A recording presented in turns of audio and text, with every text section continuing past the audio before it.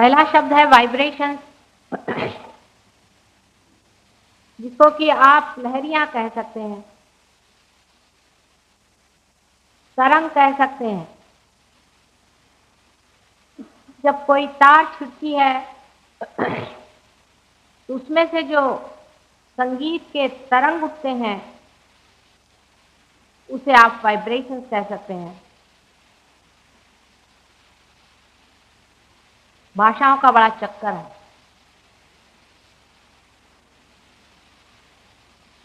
बहरहाल भाषा में उसे आप कुछ भी कहें, लेकिन साक्षात में उसे आप देख सकते हैं। अभी हाल ही में मैं जब लंदन में थी तो वहां पर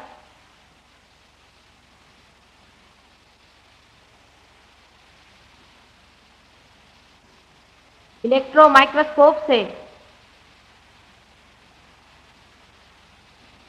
कुछ अणु रेणुओं के मॉलिक्यूल्स के फोटोग्राफ टीवी पर वो लोग दिखा रहे थे।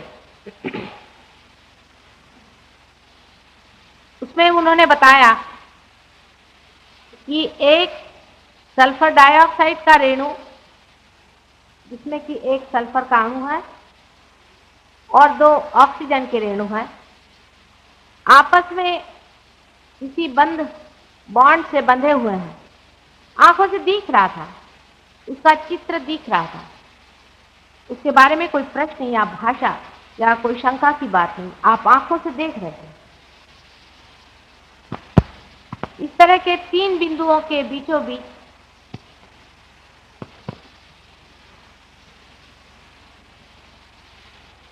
एक शक्ति दौड़ रही थी, मानो जैसे दोनों हाथ से झकझक झकझक कोई चीज जा रही हो, जैसे कि सल्फर के 2 हाथ हों और वो अपने हाथ से कुछ चीज ऑक्सीजन की ओर डाल रहे हैं और ऑक्सीजन से कुछ चीज सल्फर की ओर आ रही है। आप अपनी आंख से देख सकते, लग रहा था हिल रहे हैं। और उसके बारे में उन्होंने ये बताया कि 3 तरह के वाइब्रेशंस होते हैं, 3 तरह के तरंग होते हैं, जो किसी भी मैटर में, किसी में जड़ पदार्थ में भी दिखाई देते हैं। यह अब साइंस ने पता लगाया है और इसके बारे में आदिकाल से संसार में बहुत से लोगों ने बताया है।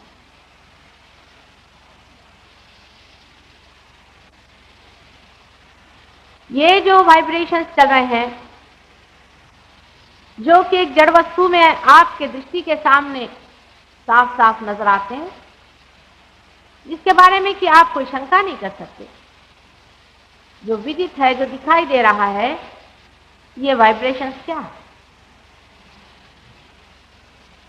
एक सल्फर डाइऑक्साइड के रेणु में जो अनंत अणु हैं,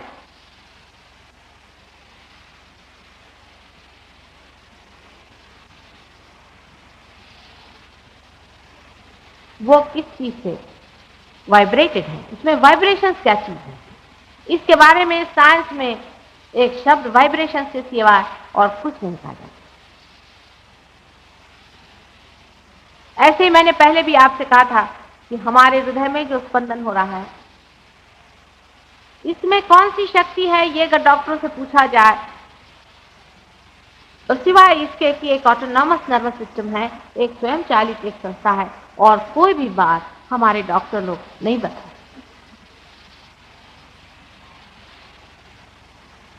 इसका मतलब ये नहीं कि उन्होंने जो खोजा सो ज्ञान नहीं,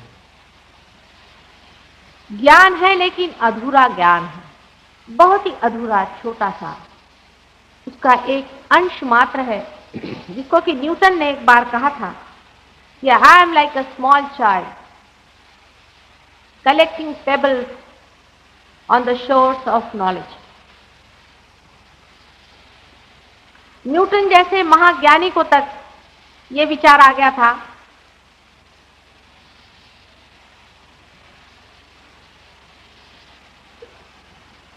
कि मैं अभी बहुत अज्ञानी हूं।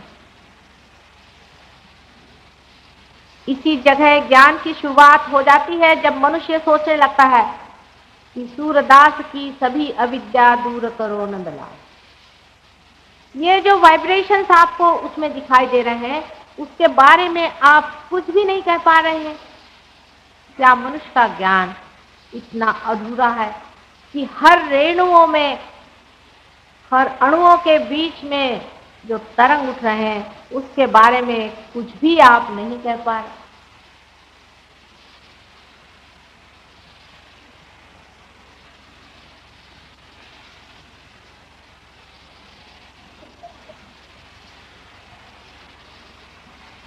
इसका मतलब ज्ञान तो हुआ ही नहीं।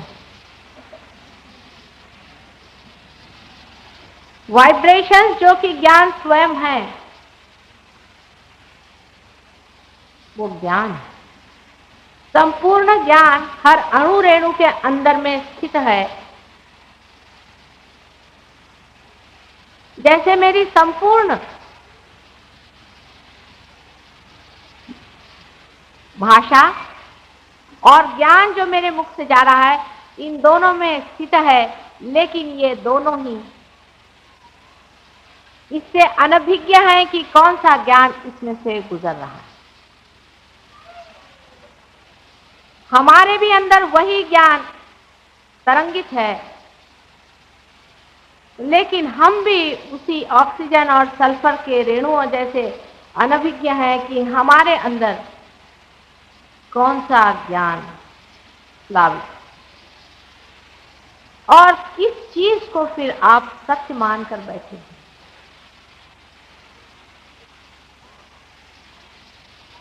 और जब कभी कोई भी आदमी उस सत्य की जरा सी भी पहचान कराने आता है, क्योंकि हम असत्य में खड़े हैं, इसीलिए हम द्वेष में भी खड़े हैं। उस सत्य की झलक मात्र भी कोई आदमी कहने आता है तो उसे हम क्रॉस पे चढ़ा देते हैं या उसको हम मर्डर कर देते हैं, उसको हम खत्म कर देते हैं कि जो वो सत्य है हमारे ऊपर किसी तरह से भी न खुले। इससे भी बचकानापन क्या और हो सकता है, जिस सत्य के कारण स्वयं आनंद आपके हृदय में छिड़ना चाहता है, आपके हृदय में घुसना चाहता है, आपके हृदय में बसना चाहता है, उसी मार्ग को आप अज्ञान में बंद किए हैं। या दूसरी तरह से समझना चाहे तो मैं आपको समझाऊं कि एक तानपुरे की बात है जिसमें कि उसकी लकड़ी भी है और उसका नीचे का हिस्सा जिसमें कि आवाज गूंजती है और ऊपर में उसके तार हैं। जब तक उंगलियां तार को नहीं छेड़ेंगी तब तक कोई भी संगीत तैयार होने वाला नहीं, उसमें से संगीत सुनाई देने वाला नहीं। लेकिन उंगलियां तार पे नहीं है, हमारा चित्त उस तार पे नहीं है जिससे आनंद की उपलब्धि होती है। हमारा चित्त उस तानपुरे पर है जो ये शरीर, मन, बुद्धि, अहंकार आदि है। उस तार पे जब तक आपकी उंगली छिड़ेगी नहीं, आपको किसी भी चीज से आनंद की उपलब्धि हो नहीं। आप संसार की कोई सी भी चीज ढूंढ डालिए,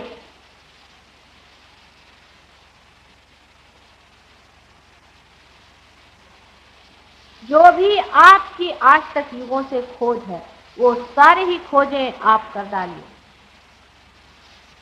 लेकिन आनंद की उपलब्धि तभी होगी जब सहज में ही आप उन तारों को छेड़ देंगे जिससे कि संगीत उत्पन्न हो। उस तारों की खोज दूर ही से हो रही है। जैसे कि मैंने आपसे कहा कि सल्फर डाइऑक्साइड के एक रेणु के अंदर, उसके अणु के अंदर जो वाइब्रेशंस है, ये वही संगीत के तार हैं जिनकी मैं बात कर रही हूं। और वही वाइब्रेशंस आपके अंदर से भी बह सकते हैं और फूट करके उस कार्य को पूरा कर सकते हैं जिसके लिए आज संसार में आप मनुष्य रूपेण आए और अहंकार आदि चीजों से सब अलंकृत किए गए और अंत में उस संगीत के आप भोगी बने। बड़ा संगीत का सारा साज सजाया गया था। सब बड़े सुंदरता से जतन करके जमाया गया रंग, लेकिन तार को छेड़ने वाला अगर नहीं मिलेगा तो संगीत कैसे उत्पन्न हो सकता है।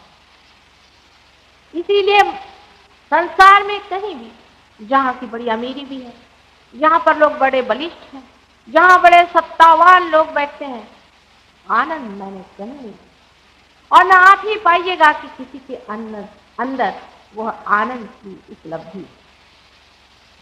कारण उसका एक ही है कि वो तार जिससे कि आनंद की उपलब्धि होती है आपके हाथ नहीं लगा, और उसका कारण ये है क्योंकि वो किसी आकार प्रकार में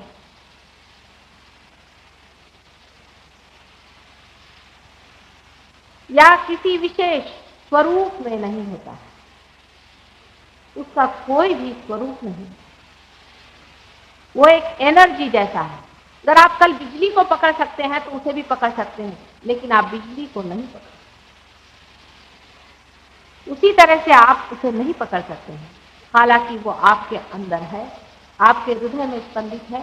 आपके जितने भी स्वयं चालित कार्य हैं, शारीरिक, मानसिक, बौद्धिक, सब वही करता है और वही आपको अपनी ओर खींच रहा है। उसे जानना हमारे लिए परम आवश्यक ही नहीं, किंतु परम जीवन का लक्ष्य मात्र है। जब तक संसार इस चीज को सोचेगा नहीं, जब तक इस ओर पूरी तरह से दृष्टि नहीं डालेगा, तब तक संसार का कोई सा भी प्रश्न छूटे नहीं। अभी लंदन में भी मेरी किसी लोगों से बातचीत हुई, अजीब अजीब लोग बातें पूछते हैं। एक साहब पूछने लगे कि वियतनाम में इतने लोग मर रहे हैं और आप अपना सहयोग क्या लेके बैठे हैं। मैंने कहा बहरहाल आपके बड़बड़ाने से वियतनाम का वॉर नहीं ठहरने वाला। पहले आपके ऊपर कोई अगर बंदूक लेके आए और आपको मार डाले तो आप क्या करेंगे। मैंने कहा पहले बंदूक तो लेके आने दीजिए। इस वाइब्रेशन की शक्ति अभी तक किसी ने आजमाई नहीं। हमारे सामने तो ऐसे भी जरा सा ही कोई दुष्ट भाव लेके आए तो थर थर कांप करके उसके हाथ में यूं डगडगाने लगते हैं। आप में से बहुत लोगों ने देखा। प्रेम की शक्ति को किसी ने आजमाया ही नहीं, और अगर प्रेम की बात करो तो लोग उसको हवाई बात समझते हैं। हालांकि अणु रेणु और हरेक मनुष्य के हृदय के हरेक बंधन में ही उसकी शक्ति कार्य करती। प्रेम ही एक शक्ति है जो सारे सृष्टि का रचना, सृजन, सारा कार्य करती। इसी प्रेम की शक्ति को लोग डिवाइन कहते हैं। नाम कुछ भी दीजिए, उसको समझने की बात है।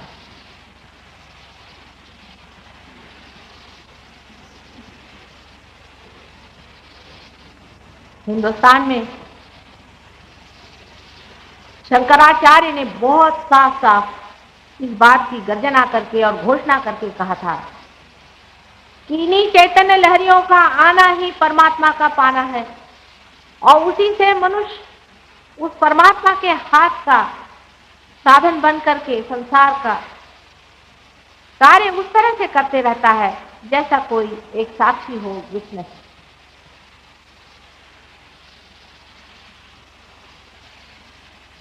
लेकिन शंकराचार्य को कौन पढ़ते हैं। मॉडर्न आदमी की बड़ी विचित्र दशा है। जब तक धर्म में अधर्म न लिखा जाए, मनुष्य धर्म की किताब नहीं पढ़ता।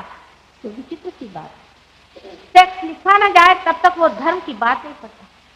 सेक्स का और धर्म का कोई भी संबंध नहीं, चाहे वो आज हो चाहे अनादि काल तक भी मनुष्य इस बात को सब न भी माने, समझे भी नहीं, और उसके लिए कुछ भी कहे, सेक्स का और धर्म का कोई भी संबंध नहीं। और ये हम सिद्ध करके आपको दिखा सकते हैं। अगर आप किसी भी हमारे प्रोग्राम में आए कि कुंडलिनी की जागृति सेक्स से संबंधित है ही नहीं, उल्टे सेक्स जब छोटे बच्चे जैसा हो जाता है तभी कुंडलिनी आपकी मां जागृत है।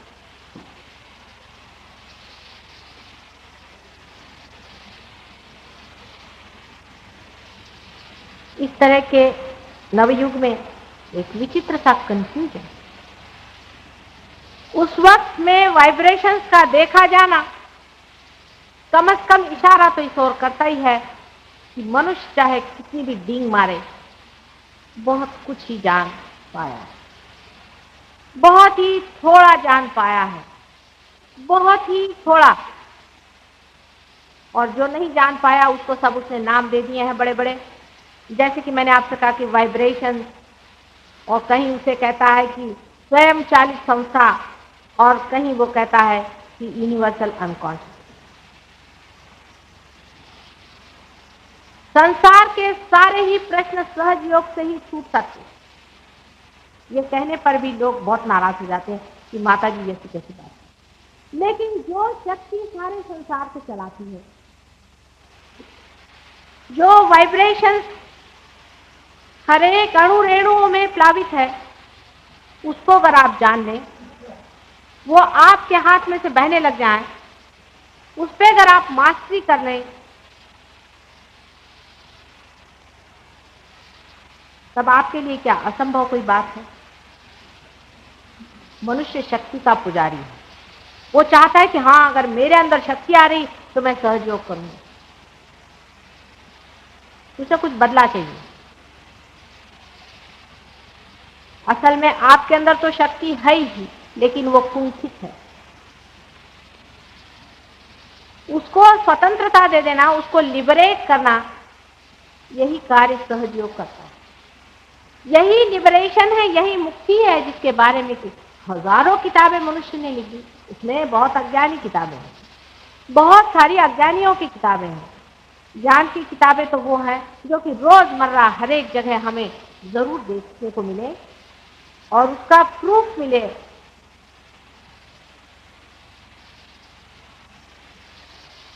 अज्ञान ही संसार में भरा दिखाई देता। जब मनुष्य को ज्ञान होता है, सिर्फ एक ही ज्ञान कि मैं कौन हूं,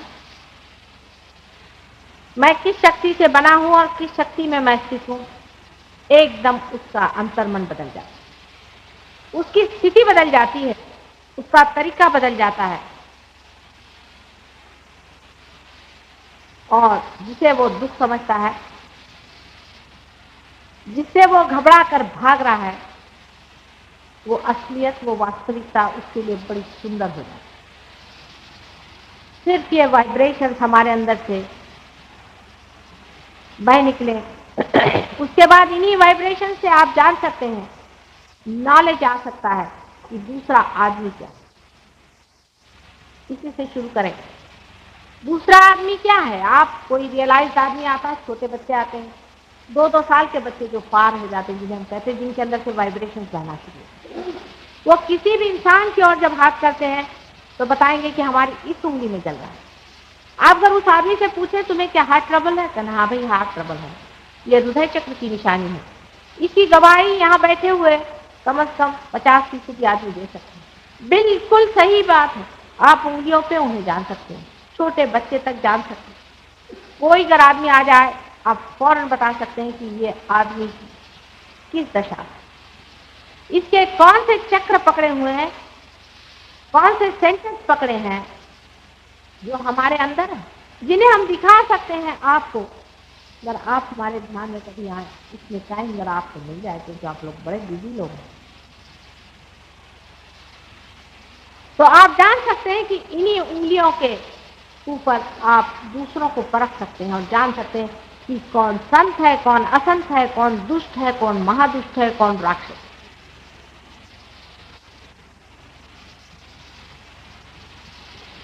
यही नॉलेज। कोई साहब आए, बड़े अच्छे कपड़े पहन करके आ गए, साधु महात्मा बन के आ गए, आपसे मीठी मीठी बातें करी, भाई मैं तो तुमसे प्रेम करता हूं।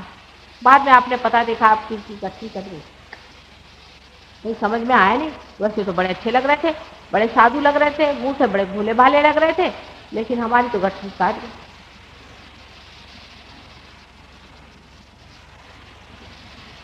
मनुष्य के बारे में अपने ही मनुष्य और मनुष्य के बीच में ही कोई आपस में ज्ञान नहीं। हालांकि अधिकतर मानव बहुत सुंदर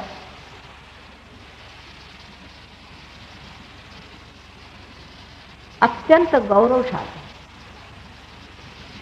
जैसे कि बाग में कलियां हो और अभी खिली नहीं हो और कोई समझता ही नहीं कि इस बाग में कितनी बहार है। जब ये वाइब्रेशंस आपके अंदर से छूट पड़ते हैं और जब आप दूसरों पे हाथ रख के देखते हैं तो मजा आता है आपको मजा आता है। आप देखते हैं आहा आहा कितना है। लोग बताते हैं ये तो बड़ा ऐसा आदमी है, किसी बात ही नहीं करता, अजीब सा आदमी है। नहीं, इसके अंदर देखो कितना सुंदर है। आपस में वो सुगंध, वो संगीत देखने योग्य होता है, मजा आता है इंसान को। हालांकि हम इंसान से भागते रहते हैं सुबह से शाम तक, इंसान से भागते रहता है सुबह से शाम तक।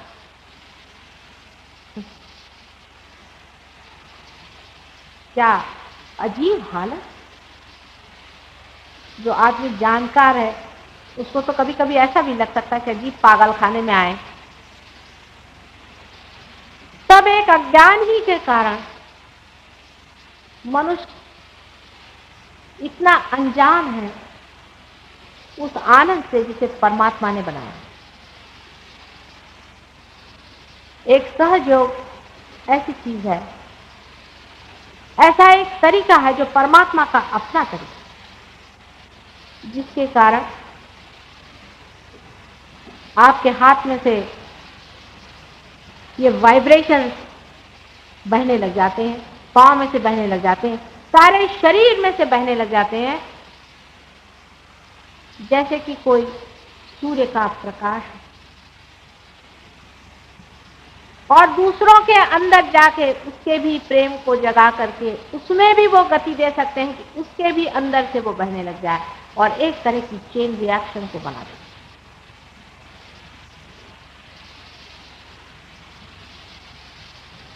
लेकिन हजारों दीप जलाने के लिए पहले दीप तो सज्ज हो। आप सिर्फ दीप मात्र हैं, आप ये जान लीजिए, और आप कुछ भी नहीं है, जिससे कि संसार में उजियारा हो और आपके अंदर वो बात भी है जिसमें कि दीप जलना है। लेकिन अगर आप मुंह मोड़ के बैठे हुए हैं तो उसे कौन क्या कर सकता है।